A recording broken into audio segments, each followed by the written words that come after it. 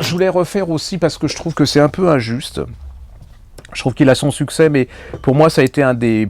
Je l'ai fait déjà dans la rentrée littéraire de 2017 qui est passé sur nos pages Facebook. C'est le livre de Jean-Luc Seigle, Femme à la mobilette, chez Flammarion. Pour moi, c'est une des plus belles réussites de la rentrée. C'est une réussite qui allie l'écriture et puis l'histoire. C'est l'histoire d'une...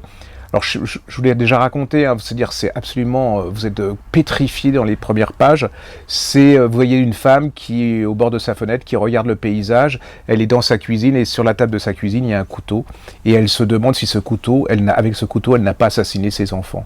Et pendant les premières pages, vous suppliez vous-même que les gosses y descendent de l'escalier, qui viennent lui dire bonjour, et vous êtes absolument à sa place. Bon, je vous rassure, ils vont descendre de l'escalier, elle les a pas tués.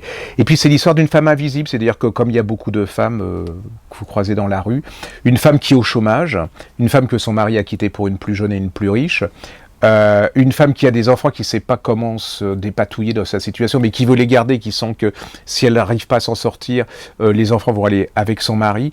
C'est une femme qui est passée directement du stade de l'enfant à la femme, à la mère, sans passer par le stade de la femme, avec une vie affectueuse, sexuelle, etc. Et puis c'est une femme qui un jour va trouver un emploi grâce à une mobilette qu'elle retrouve dans son jardin.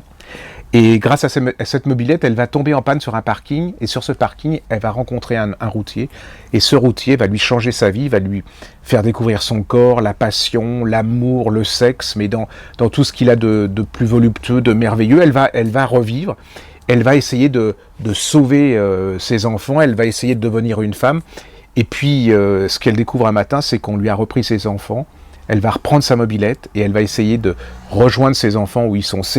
Je vous dis pas la fin parce que je lui en veux beaucoup de la fin, mais je dis pas que la fin est mauvaise, je dis que je lui en veux beaucoup, vous comprendrez quand vous lirez la fin. Allez-y, c'est absolument...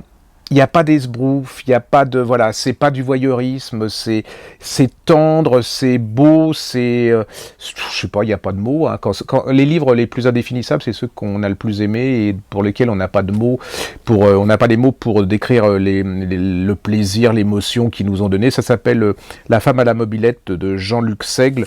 C'est chez Flammarion. Alors allez-y parce que ça mériterait. Alors si il y a une justice, si tant est que les prix ont une quelconque importance, voyez celui-là, il pourrait avoir, je sais pas moi, c'est pas une femme qui l'a écrit, mais il pourrait avoir le prix Femina parce que il décrit les femmes d'une façon si merveilleuse et ça vous permet de comprendre un peu plus la psychologie, les démarches féminines dans des situations pas possibles. C'est absolument magnifique.